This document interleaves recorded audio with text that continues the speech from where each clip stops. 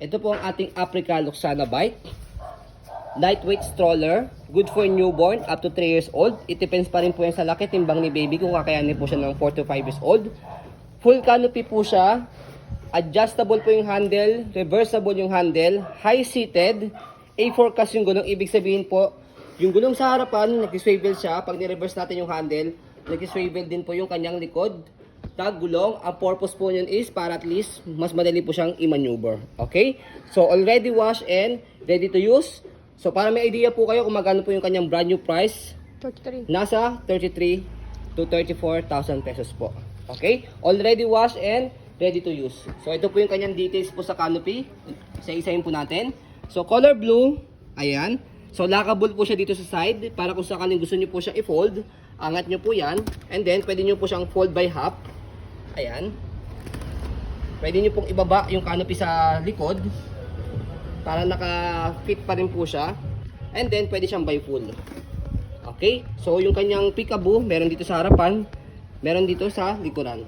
Dahil reversible yung kanyang handle. Okay? So, ito po yung design sa likod ng sa loob ng kanyang canopy. Ayan, may strap po siya. Next, sa kanya pong upuan or higaan. Ayan. Okay, so sobrang lambot na po nito, no need for extra cushion pa dahil ayan may pads na po siya.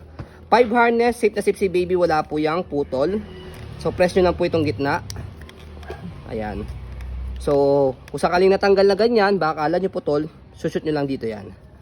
Okay. Ganon din sa kabilang side. Ayan, lambot yan. So kapag hiniga siya, ayan. And then yung leg rest niya, ito, extension. Pagka nakaiga, kapag nakaupo naman po, adjust nyo lang po siya backward and then upo natin. So, ganyan po siya kapag nakaupo. Okay? Next, yung kanya pong front handle with pad. Press nyo lang po itong color white and then angat nyo po. Yan, pag ilalagay si baby. Okay? Pag sasalpak, ganyan lang. Salpak lang na ganyan. Okay? So, next natin, sa ilalim, meron po siyang extra pad. Extra pocket. Ayan. Next, yung kanyang footrest, tapakan ng paa. Ayan. And then yung gulong. Ayan.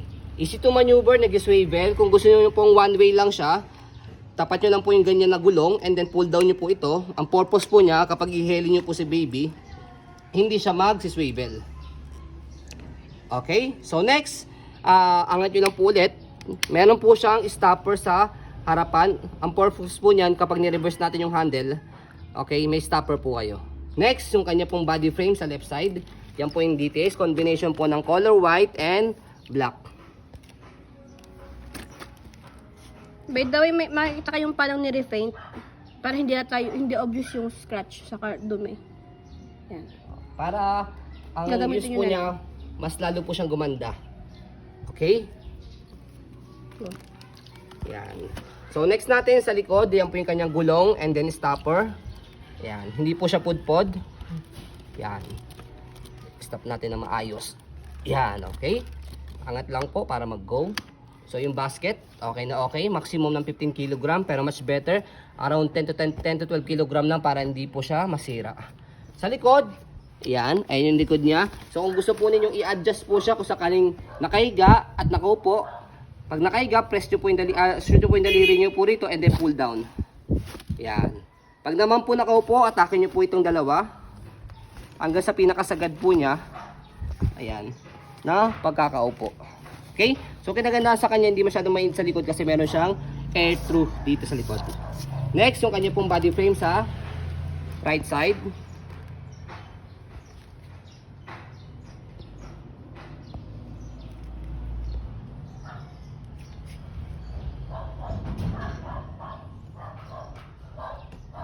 Yan. And then yung kanyang handle sa harapan.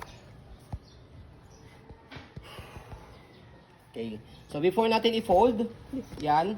So yung kanyang leg rest is, kanyang handle, yan, adjustable po siya. Press nyo po itong color, silver, button, depende po sa adjustment na gusto po ninyo. Ayan. Okay, so i-stroll muna natin para makita po ninyo na wala po siyang issue kapag ginamit po ninyo. Ayan. Okay. So sa pag-reverse naman po, ayan, bago natin i-fold. So angat nyo lang po ito, Gulong. and then shoot nyo dito. Ang kinaganda sa kanya kapag ni-reverse natin, yung harapang gulong nag-swivel, pero pag ni-reverse natin yung handle, ayan, okay, make it sure na nakalock dapat siya. Ayan. So makikita po ninyo, yung gulong sa harapan, maglalak siya, yung gulong sa likuran, mag-swivel na siya. Ayan. Okay, as you can see. So sabi ko nga po kanina, para at least, easy to maneuver po siya.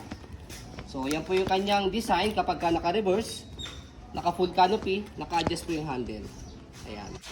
Okay, so next natin is yung pag-fold. Sa pag-fold, balik lang po muna natin ulit sa normal yung kanya pong handle. Ayan, and then yung gulong, kailangan po, nakalock na po siya. Ayan. So means nakalock, nakaayos na po ulit siya sa normal, yung gulong niya is nakalock na rito, and then yung gulong niya sa harapan, nag-swivel na ulit. Okay, so sa pag-fold, fold ng canopy, kailangan yung kanyang upuan o higaan, nakaupo na po siya. And then, ang kinaganda sa kanya, sa pag-open and fold, one hand fold, one hand open. Kaya kahit hawak niyo po si baby, kaya niyo po siya i-open sa i-fold ng isang kamay. So, try natin. So, sa handle, meron po siya ini-slide dito. Kailangan naka-unlock siya para ma-press niyo po ilalim. Kasi kapag naka-lock siya, matigas. Okay? So, for example, hawak ko si baby, naka-unlock na siya, press, angat yung likod, and then pull down. Ganun lang po siya kadali. Para hindi po siya bumagsak, kailangan yung gulong niya nakalapat na ganyan. Kasi kapag ka nakaganto, hindi siya balance, pwede siyang matumba. Okay po? Ayan.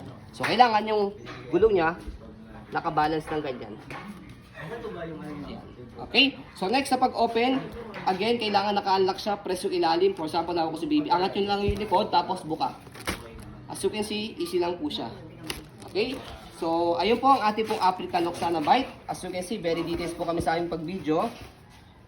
Essential policy po namin, no refund, no exchange, what you see is what you get. So, yun po, maraming salamat. Have a nice day and God bless po.